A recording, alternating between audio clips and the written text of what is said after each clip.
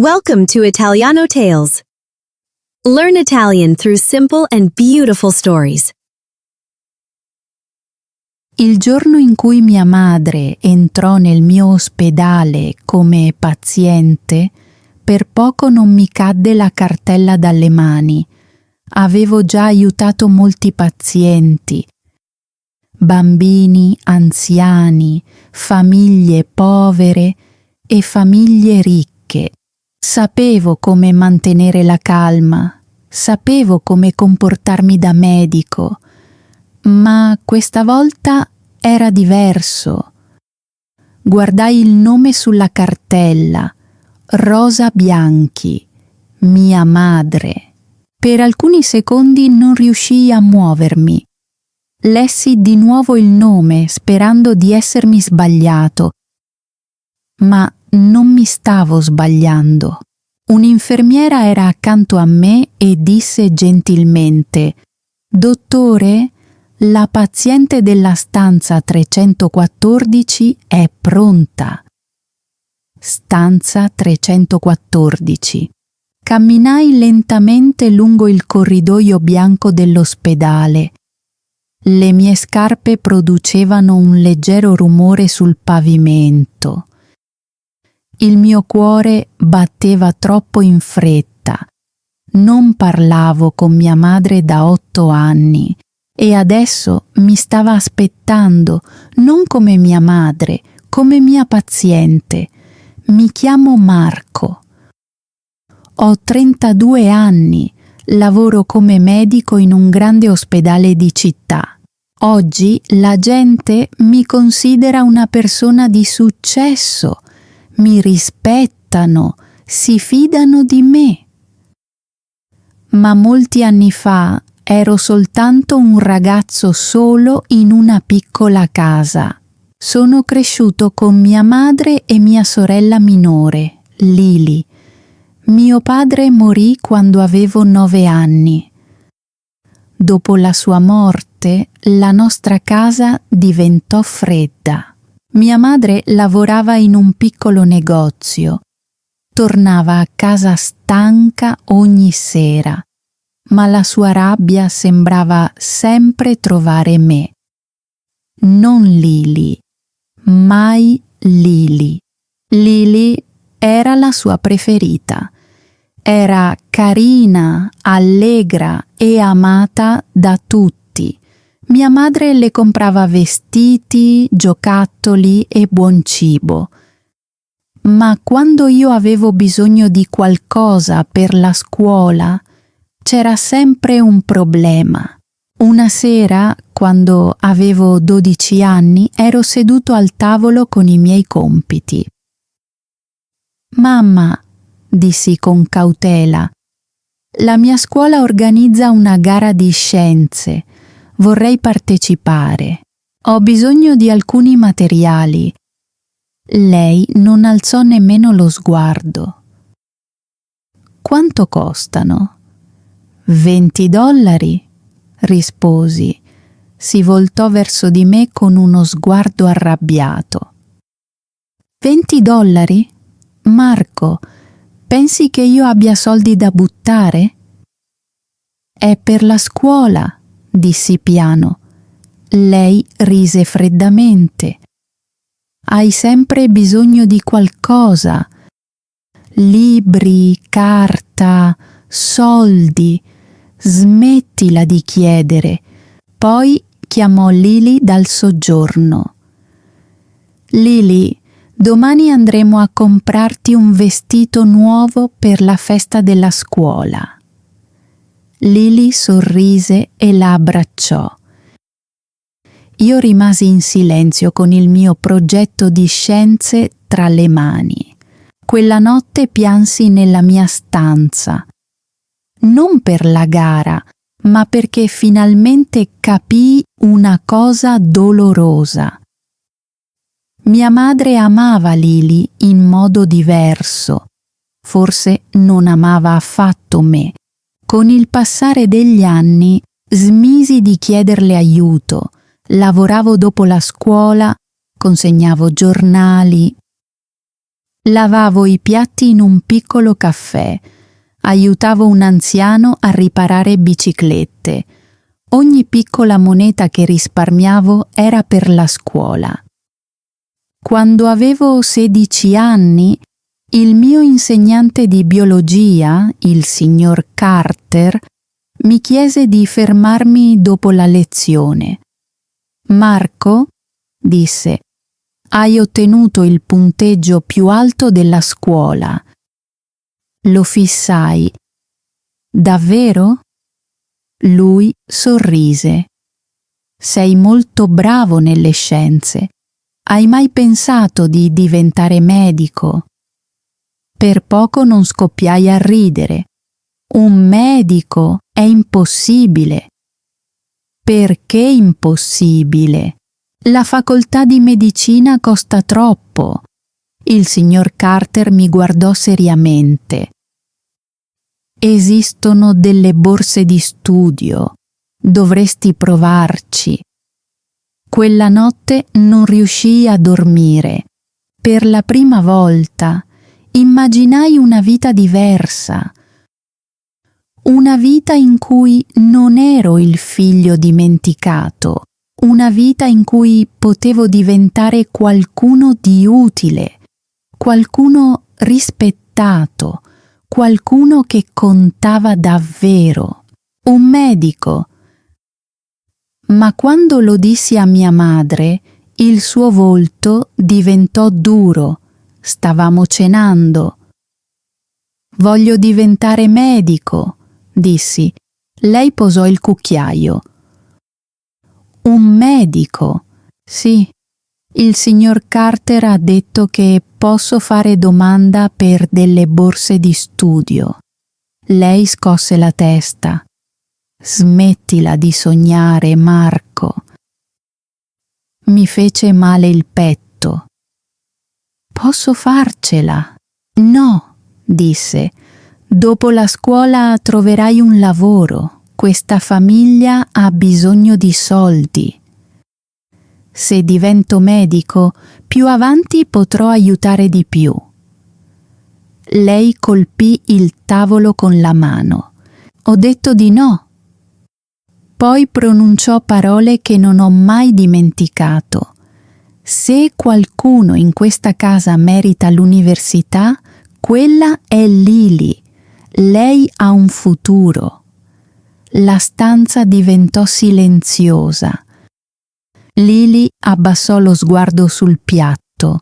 Io non dissi nulla, ma qualcosa dentro di me si spezzò. Quella notte mi sedetti fuori, sotto il cielo scuro, e feci una promessa a me stesso. Se mia madre non credeva in me, allora avrei creduto io in me stesso. Sarei diventato medico, anche se avessi dovuto lasciare tutto alle spalle. Ma non avrei mai immaginato che un giorno la stessa donna che aveva rifiutato il mio sogno sarebbe stata sdraiata davanti a me in un letto d'ospedale, debole, spaventata e bisognosa del mio aiuto. Dopo quella notte cambiai. Smisi di chiedere sostegno a mia madre, smisi di condividere i miei sogni con lei. Capii che se volevo un futuro dovevo costruirlo da solo. Così iniziai a lavorare ancora più duramente. Di giorno andavo a scuola, di notte facevo piccoli lavori, lavavo i piatti in un caffè, consegnavo giornali la mattina presto. A volte aiutavo un anziano a pulire la sua officina di biciclette. La maggior parte delle notti dormivo solo poche ore, ma a casa a nessuno importava.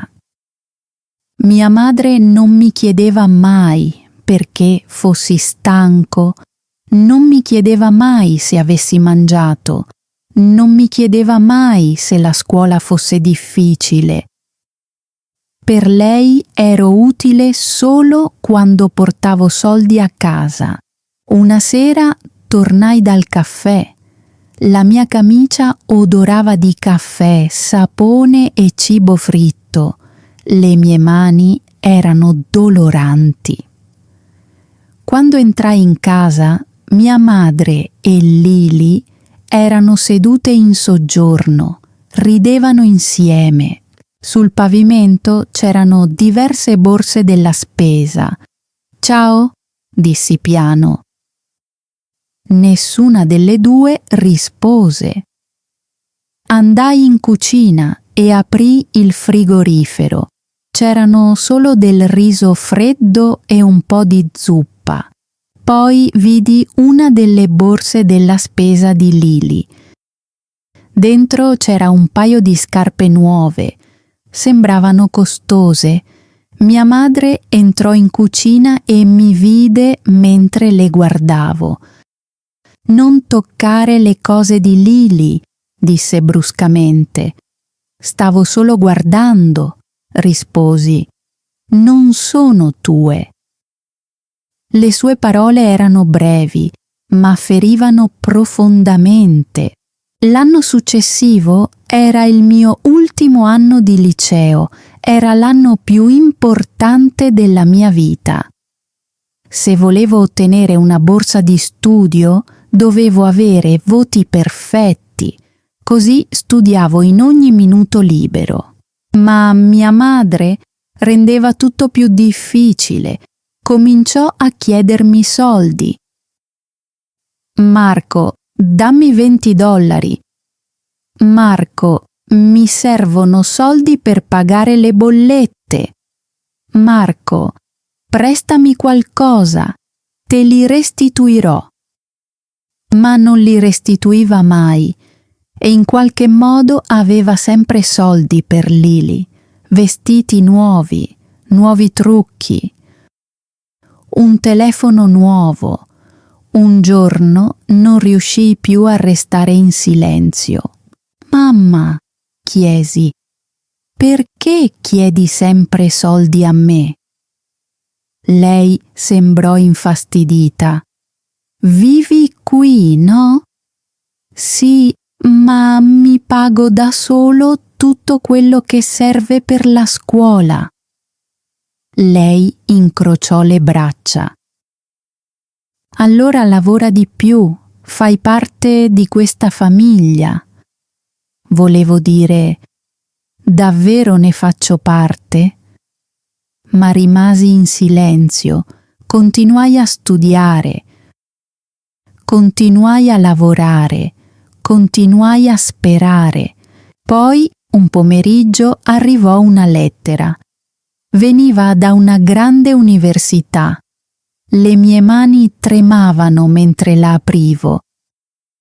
Lessi la prima riga, poi la lessi di nuovo. Avevo ottenuto la borsa di studio, tasse universitarie completamente pagate, una stanza dove vivere. Tutto. Per la prima volta dopo anni sentii di poter respirare. Corsi in soggiorno. «Mamma», dissi tenendo la lettera in mano. «Ce l'ho fatta, ho ottenuto la borsa di studio». Lei mi guardò, ma la sua espressione non cambiò, nessun sorriso, nessun abbraccio, nessuna lacrima di orgoglio. «E allora?» disse. «E allora posso andare a medicina», risposi. Lily alzò improvvisamente lo sguardo. «Quell'università è in città, vero?» «Sì», risposi. Lei si girò verso nostra madre.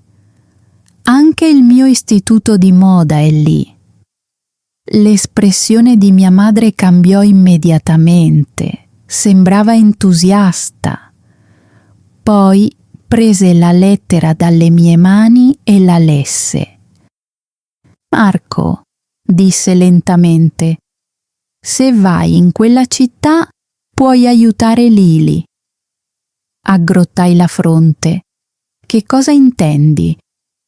Potete vivere insieme. Puoi aiutarla a pagare l'affitto. Io starò in un dormitorio universitario, dissi. La borsa di studio copre solo me. Allora trovate un altro posto. Non ho soldi per farlo. I suoi occhi diventarono freddi. Non essere egoista. Quella parola mi colpì come un pugno. Egoista. Avevo lavorato per anni. Mi ero pagato i libri da solo, le avevo dato dei soldi. E adesso ero io quello egoista? Quella sera Lily venne nella mia stanza, si sedette sul mio letto e parlò con voce dolce all'inizio. La mamma vuole che io vada all'istituto di moda. È una bella cosa, dissi, ma costa molto. Sapevo già dove voleva arrivare. Mi guardò e disse: forse potresti aiutarmi a pagare. La fissai. Lily, non ho soldi. Sto andando all'università grazie a una borsa di studio. Ma diventerai un medico, disse. I medici sono ricchi. Ci vorranno molti anni. La sua espressione si indurì. Pensi solo a te stesso. Parlava proprio come nostra madre. Qualche settimana dopo, tutto esplose durante la cena. Mia madre mi guardò e disse: ho parlato con il college di Lily. Dobbiamo pagare presto. Rimasi in silenzio. Poi lei disse: darai a Lily i soldi della tua borsa di studio. Mi immobilizzai. Cosa? Mi hai sentito? Quei soldi sono per la facoltà di medicina. Puoi lavorare, disse. Lily ha bisogno di questa opportunità. Guardai Lily. Non parlò, neanche una parola. Le mie mani cominciarono a tremare. Ho lavorato per ottenere tutto questo, dissi, per anni. Mia madre si sporse in avanti. E io ti ho cresciuto, adesso ripagami. Qualcosa dentro di me si spezzò definitivamente.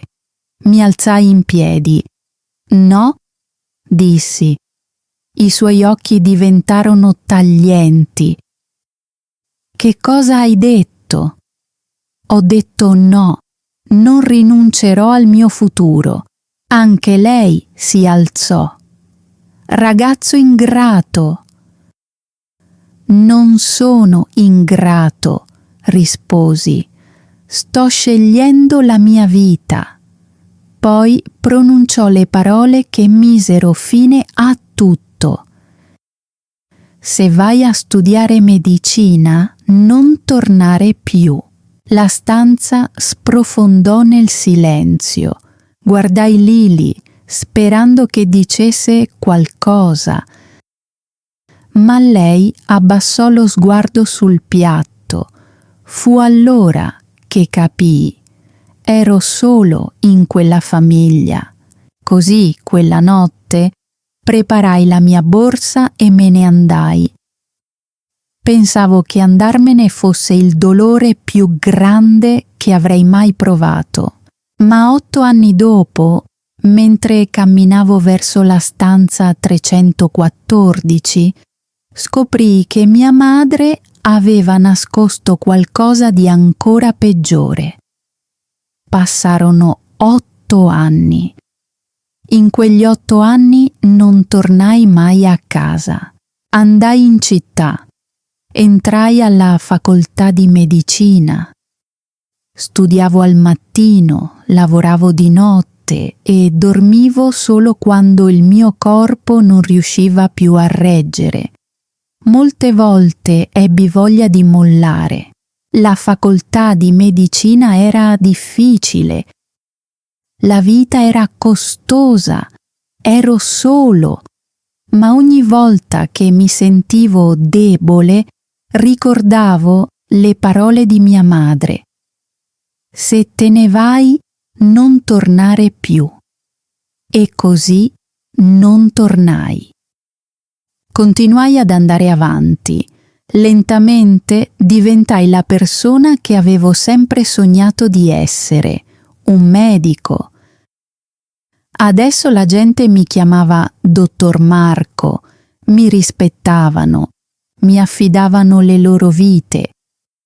Ma nel profondo ero ancora lo stesso ragazzo che un tempo sedeva a tavola aspettando che sua madre lo amasse.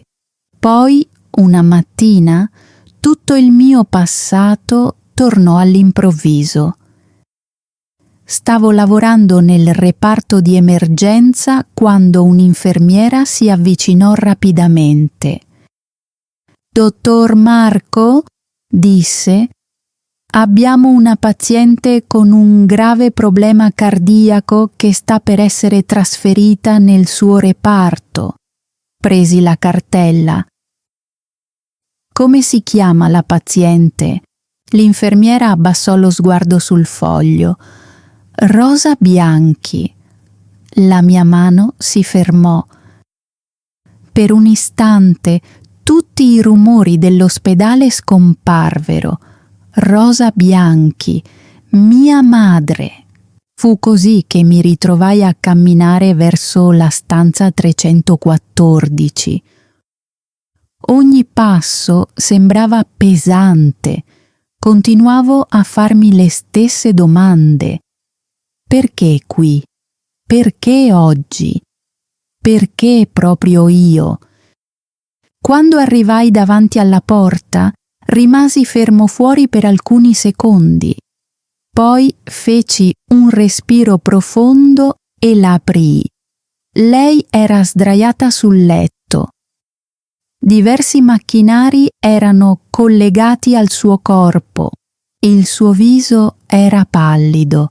I suoi capelli sembravano più sottili. Appariva più piccola di come la ricordavo. Non era la stessa donna che mi urlava contro. Non era la donna che mi aveva detto di andarmene per sempre.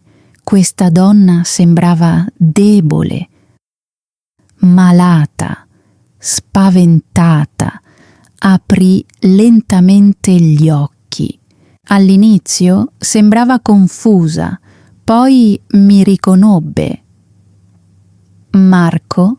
sussurrò. Non risposi come suo figlio. Guardai la sua cartella clinica e costrinsi la mia voce a rimanere calma. «Signora Santos, riesce a sentirmi?» I suoi occhi si riempirono di dolore. «Sì», disse piano. L'infermiera era accanto a me. «Ha bisogno di cure immediate, dottore». Annuii. «Iniziate l'ossigeno. Preparate il farmaco per via endovenosa. Controllate di nuovo la pressione». Le infermiere si mossero rapidamente. Diedi istruzioni. Controllai il suo battito cardiaco. Controllai la sua respirazione. Feci tutto ciò che un medico doveva fare. Ma per tutto il tempo sentivo il suo sguardo su di me. Dopo un po', le sue condizioni divennero più stabili. Le infermiere uscirono per qualche minuto.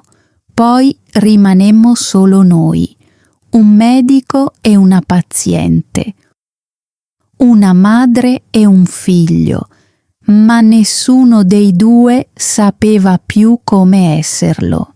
Fu lei a parlare per prima. «Sei diventato medico». Sì, risposi, ce l'hai davvero fatta. Guardai il monitor invece del suo volto, poi disse qualcosa che non mi aspettavo. Ho visto la foto della tua laurea. La mia mano si fermò per un istante. L'ho conservata, sussurrò. Non sapevo cosa dire. Poi la sua voce si spezzò. Mi sbagliavo, Marco. La guardai. Ti sbagliavi? Ripetei. Lei annuì debolmente. Allora non ti capivo? Una risata amara mi sfuggì dalle labbra. Mi hai detto di non tornare mai più. Le sue labbra tremarono. Ero arrabbiata. No, dissi piano. Mi hai rifiutato. Le lacrime le riempirono gli occhi. Avevo bisogno di aiuto dopo che te ne sei andato, disse. Tutto è diventato difficile. Rimasi in silenzio. Anche Lily se n'è andata, continuò. Si è trasferita in città.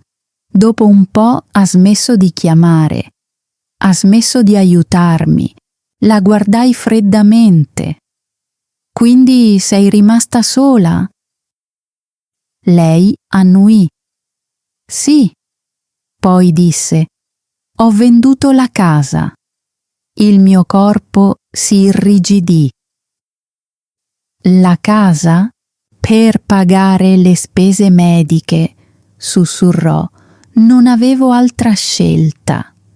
Quella casa era stata il luogo del mio dolore, ma era anche il mio passato. E adesso perfino quella era scomparsa. Feci un passo indietro dal letto. Ti rendi conto di quello che mi hai fatto? Chiesi. Lei mi guardò, piangendo in silenzio. Mi hai fatto sentire come se non appartenessi alla mia stessa casa, dissi. Mi hai fatto credere di non valere nulla. Ho lavorato fino a non riuscire quasi più a stare in piedi.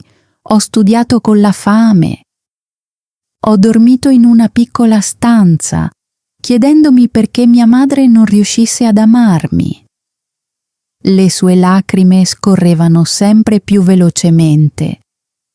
Mi dispiace, sussurrò, ma non riuscivo a fermarmi. Sono diventato medico, dissi, non perché tu mi abbia aiutato. La guardai con le mani tremanti. Sono diventato medico perché ho dovuto sopravvivere a te. Si coprì il volto e scoppiò a piangere. Per un lungo momento non riuscii a muovermi. Poi mi voltai e andai verso la finestra. Fuori la città continuava come se nulla fosse accaduto. Le auto passavano, le persone camminavano, la vita andava avanti. Ma dentro la stanza 314 il mio passato era sdraiato su un letto d'ospedale. Qualche minuto dopo entrò il primario. Per ora è stabile, disse, ma le sue condizioni sono gravi. Potrebbe aver bisogno di cure a lungo termine. Un intervento chirurgico è possibile, ma rischioso. Annuì. Capisco. Mi osservò attentamente. È una sua parente, vero? Esitai, poi dissi: è una mia paziente. Non aggiunse altro e uscì. La stanza tornò silenziosa. Alle mie spalle mia madre sussurrò il mio nome. Marco. Mi voltai lentamente. Sembrava stanca, ma nei suoi occhi c'era qualcosa che non avevo mai visto prima. Rimorso. Non voglio essere soltanto la tua paziente, disse. Rimasi in piedi vicino al letto. Che cosa vuoi da me? La sua voce era debole. Prima che sia troppo tardi, voglio riparare ciò che ho distrutto. La guardai a lungo. Che cosa vuoi riparare esattamente? Deglutì con fatica. Noi. Quella parola mi ferì più di quanto mi aspettassi. Noi. Non esisteva più un noi da 8 anni e forse non era mai esistito davvero. Presi una sedia accanto al letto e mi sedetti. Ma non troppo vicino. Avevo ancora bisogno di distanza. Mia madre mi osservò per un lungo momento. C'è un'altra cosa, disse debolmente. Rimasi in silenzio. Fece un respiro lento. Lily è tornata una volta. La guardai. Quando? 2 anni dopo che te ne sei andato, disse. Piangeva. Diceva che la vita in città era difficile, aveva bisogno di aiuto. Le mie mani si irrigidirono. Mi chiese di chiamarti, sussurrò mia madre. La stanza sembrò diventare più fredda. Ma non ti chiamai. La fissai. Perché? Le lacrime le scesero sul viso. Perché ero orgogliosa, perché non volevo ammettere di essermi sbagliata. Chiuse gli occhi per un istante. Dissi a Lily che eri troppo occupato. Le dissi che non ti importava più di noi. Le sue parole mi colpirono come una pietra. Non riuscivo a parlare. Poi disse: dopo la morte di tuo padre ero arrabbiata con la vita. Mi sentivo impotente e ho usato te come la persona che potevo controllare. La sua voce si spezzò. Tu non sei mai stato il problema, Marco. Il problema ero io. Per molto tempo rimasi soltanto ad ascoltare. Poi mi alzai lentamente. Sai qual è stata la cosa che mi ha ferito di più? Chiesi. Lei scosse la testa. Non avevo bisogno di una madre perfetta, dissi. Avevo solo bisogno di una madre che mi vedesse. Lei pianse ancora più forte. Adesso lo capisco, sussurrò. Ma l'hai capito troppo tardi, risposi. La stanza tornò di nuovo silenziosa. Poi l'infermiera entrò con una cartella. Dottore, abbiamo bisogno di una decisione. L'intervento deve essere eseguito al più presto. Guardai la cartella, poi guardai mia madre. Era debole, spaventata e in attesa. La mia mente tornò a tutto ciò che era successo. Le cene fredde, le parole crudeli, le notti in cui piangevo da solo, gli anni in cui ho costruito la mia vita senza di lei, e ora aveva bisogno di me. Chiusi la cartella. Farò io l'intervento, dissi. Gli occhi di mia madre si spalancarono. Marco, la fermai. Lo faccio come tuo medico, dissi. Non perché tutto sia sistemato, non perché il passato sia scomparso, ma perché è mio dovere. L'intervento durò per ore. Dentro la sala operatoria costrinsi il mio cuore a rimanere in silenzio. Lì non ero il figlio rifiutato. Ero un medico.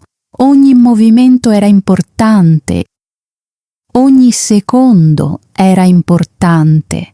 Alla fine il monitor tornò stabile. L'operazione era riuscita. Più tardi entrai nella sua stanza di recupero. Era sveglia, stanca, ma viva. Grazie, sussurrò. La guardai. Non hai bisogno di ringraziarmi. Sembrò confusa. Feci un respiro profondo. Ti ho perdonata molto tempo fa, dissi. Ma perdonare non significa dimenticare. I suoi occhi si riempirono di lacrime ancora una volta. Mi voltai per andarmene. Marco, mi chiamò dolcemente. Mi fermai vicino alla porta. Sono stata una cattiva madre, disse. All'inizio non mi voltai. Poi dissi piano. Non sei stata la madre di cui avevo bisogno. La stanza rimase silenziosa. Ma grazie a te ho imparato a sopravvivere. A causa della tua freddezza ho imparato a diventare forte e poiché nessuno mi ascoltava, ho imparato ad ascoltare le persone che soffrono. La guardai un'ultima volta. Anche te. Poi uscii dalla stanza. Fuori dall'ospedale l'aria della sera era fresca, la città continuava a muoversi, ma qualcosa dentro di me era cambiato. Non ero più il ragazzo che aspettava di essere amato e non ero soltanto il medico che portava con sé vecchie ferite. Ero libero. Alcune ferite non scompaiono mai del tutto, ma a volte diventano la ragione per cui cresciamo. Guardai l'ospedale un'ultima volta, poi andai avanti, non lontano dal mio passato, oltre il mio passato. Grazie per aver ascoltato tutta la storia. Se sei rimasto fino alla fine, te ne sono davvero grato. La storia di Marco è stata dolorosa, ma ci insegna anche qualcosa di importante. Il dolore può renderci più forti e il perdono non significa sempre dimenticare. Ora ho un piccolo esercizio per te. La parola di oggi è perdonare. Scrivi una frase semplice nei commenti usando la parola perdonare. Per esempio, ti perdono. Oppure, è difficile perdonare. Oppure, Marco ha cercato di perdonare sua madre. E dimmi anche, pensi che Marco abbia fatto la cosa giusta salvando sua madre? Sì o no? Se questa storia ti ha aiutato a migliorare il tuo ascolto dell'italiano, iscriviti a Italiano Thales per altre storie semplici ed emozionanti. Continua ad ascoltare, continua a esercitarti e ci vediamo nella prossima storia. Happy learning! If you enjoyed this video, don't forget to like and subscribe to the channel. Stay with us for more amazing content. See you in the next video.